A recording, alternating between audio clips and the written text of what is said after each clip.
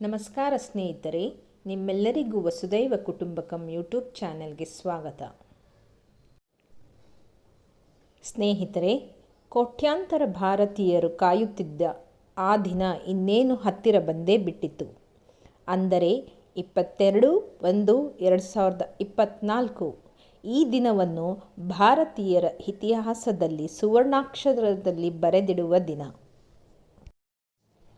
ಅಂದು ಶ್ರೀ ಶೋಭಕೃತ್ ನಾಮ ಸಂವತ್ಸರ ಪುಷ್ಯಮಾಸ ಶುಕ್ಲಪಕ್ಷ ದ್ವಾದಶಿ ಸೋಮವಾರ.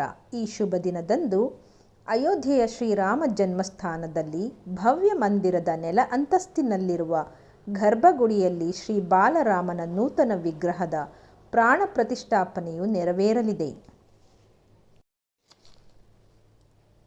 ನಾವೆಲ್ಲರೂ ಸಹ ಈ ಸುಸಂದರ್ಭದಲ್ಲಿ ದೇವಸ್ಥಾನದಲ್ಲಿ, ಕಾಲೋನಿಯಲ್ಲಿ ಅಥವಾ ನಮ್ಮ ಮನೆಗಳಲ್ಲೇ ಈ ಕಾರ್ಯಕ್ರಮಕ್ಕೆ ಸಾಕ್ಷಿಯಾಗೋಣ.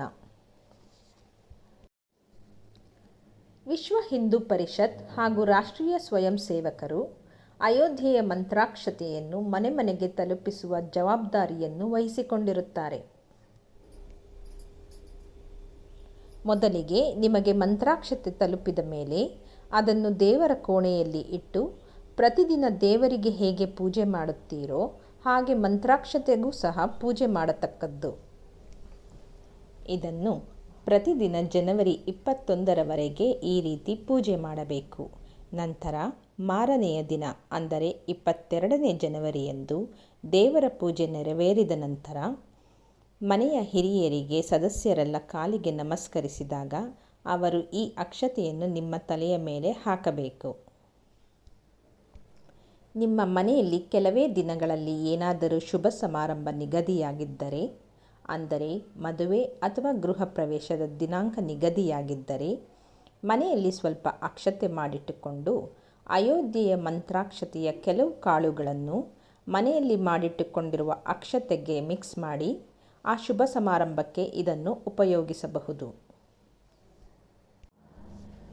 ಕೊನೆಯದಾಗಿ ಸ್ನೇಹಿತರೆ, ಅಂದು ಸಾಯಂಕಾಲ 5 ದೀಪವನ್ನು ಹಚ್ಚಬೇಕು.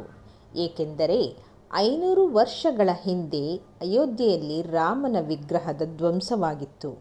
ಈಗ ಅದೇ ಜಾಗದಲ್ಲಿ 500 ವರ್ಷಗಳ ನಂತರ ರಾಮಲಲ್ಲಾನ ಪ್ರಾಣ ಪ್ರತಿಷ್ಠಾಪನೆ ನೆರವೇರುತ್ತಿದೆ.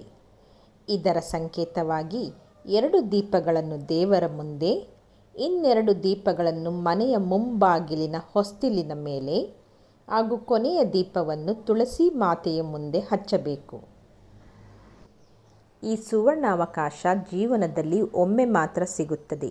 ಇದನ್ನು ಸದ್ಬಳಕೆ ಮಾಡಿಕೊಳ್ಳುತ್ತಾ ಎಲ್ಲರೂ ಮರ್ಯಾದಾ ಪುರುಷೋತ್ತಮ ಶ್ರೀರಾಮಚಂದ್ರನ ಕೃಪಾಕಟಾಕ್ಷಕ್ಕೆ ಪಾತ್ರರಾಗಿ ಎಂದು ಭಾವಿಸುತ್ತೇನೆ.